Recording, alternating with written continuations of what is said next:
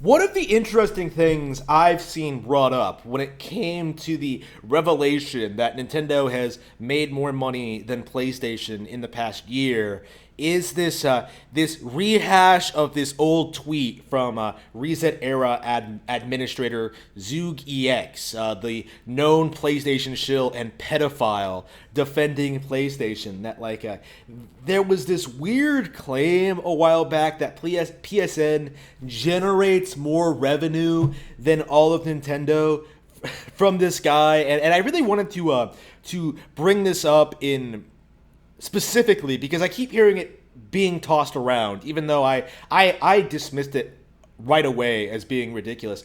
Sony does not keep all of the revenue they generate on PSN. It goes to other companies that make their software. Sony doesn't keep all of that as their profit. It's just stuff that goes through their service, like a processor. That's like it's no different than how Patreon only makes something like 5% of what goes through them.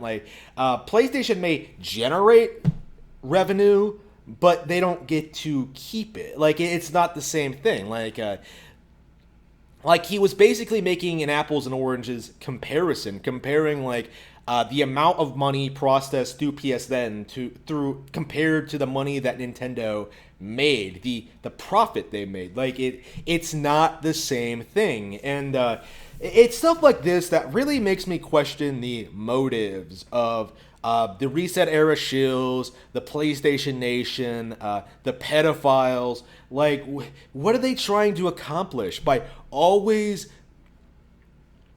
spinning this narrative that PlayStation is the world's #1 gaming brand when it clearly isn't? Mobile gaming is bigger, Nintendo is bigger right now. It's just, it's like, what are you trying to prove? Why are you so insistent on this narrative? Right? And right now, the Pretendos, these people have kind of cooled it down a bit in recent years because of the Switch's success. They're not actively pushing for Nintendo to go third party right now. They're probably going to wait until the PS5 comes out and they have a new excuse for third parties to not develop on Nintendo hardware again. But make no mistake, it is going to go up full force.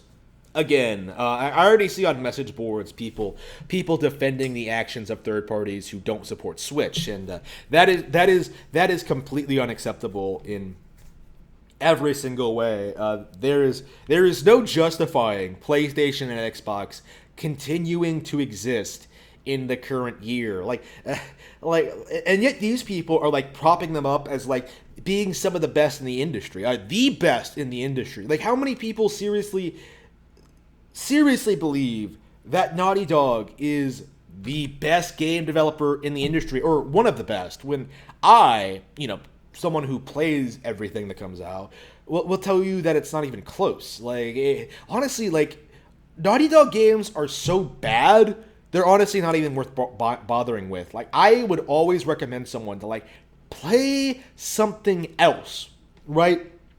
And that's my stance on PlayStation in general. Just play something else or do something else. It's just, what's the point? The games aren't good enough to really bother with. They're not interesting. They're not compelling. They don't have good stories, in spite of what some people may tell you. It just, the narrative doesn't hold up to the reality in essence, right? It doesn't feel as if these things, these people are always trying in their own weird ways to shit talk Nintendo while praising Sony. You know what I mean? It's interesting how they shit posted so heavily about handheld consoles being dead, right? How 3DS couldn't possibly succeed, while to this day endorsing and supporting the PlayStation Vita, calling it one of the best gaming handhelds of all time, when it really wasn't, as anyone can tell you. It's embarrassing how awful it was, actually, and yet these people just refuse to acknowledge it. Wii U versus PlayStation Vita. Wii U clearly wins. Like, you know what I mean? Like, it had more games. You know what I mean? It had more unique features. It had more things going on. Like, Vita didn't have shit throughout its entire lifespan. And you won't hear these people talk about it. Instead, what they'll do is that they'll just paint this narrative that Nintendo can't compete, like, no matter what. And it keeps taking a lot more forms as time goes on. But again, it's interesting how few people online are even talking about Nintendo's dominance over PlayStation right now. While if it was the other way around, they wouldn't be talking about anything else. You know what I mean? Like, that was the narrative all throughout the Wii U years. Is that, like, Nintendo is going to go third party. Didn't happen. It won't happen, at least not on PlayStation. I am just very, very, very annoyed at this constant narrative that Nintendo can't possibly isn't destroying PlayStation. It's getting very, very frustrating and very, very nonsensical even. Seeing, like, major gaming controversies like The Last of Us Part 2 being written off and damage controlled, while we still have to deal with people whining about Other M, whining about Federation Force, Color Splash, Star Fox, right? Like, people will make up excuses to hate all these big Nintendo games, Mario Odyssey, Breath of the Wild, ARMS, Splatoon. Like, people will literally make up controversies to be upset about when it comes to these brands. But when it comes to, like, The Last of Us Part 2 having a severe decline in quality, right, from an already low point, right, nobody's talking about it. Nobody addresses it. Nobody wants to admit that there is a problem with PlayStation and how they conduct their business and game development. It's just... again, the double standards are very, very clear. I think it's mostly just a matter of, like, most people aren't autistic enough to, like, rift through everything, sift through all the information, and really address it. And I do intend to keep talking about this kind of thing as I become more and more successful in my personal life, on YouTube, and through my rating career. That's definitely one of my goals, is to, like, sort of acknowledge publicly that Nintendo is superior to PlayStation in every way, right? That there's no defending this from, like, a critical fan perspective.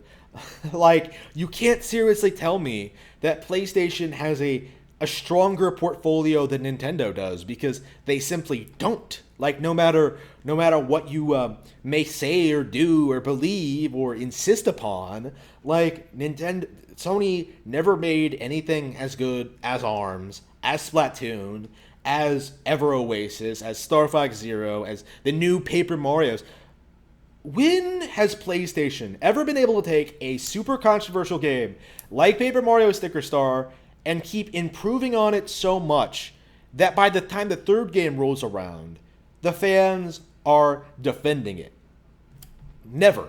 That's never happened in its entire history. In fact, their most critically acclaimed games seem to only get worse as they go on. Just look at God of War. Just look at, like, I don't know, Shadow of the Last Guardian. Just look at everything they've done, like Jak and Daxter. Like, it all gets worse with time. You know what I mean?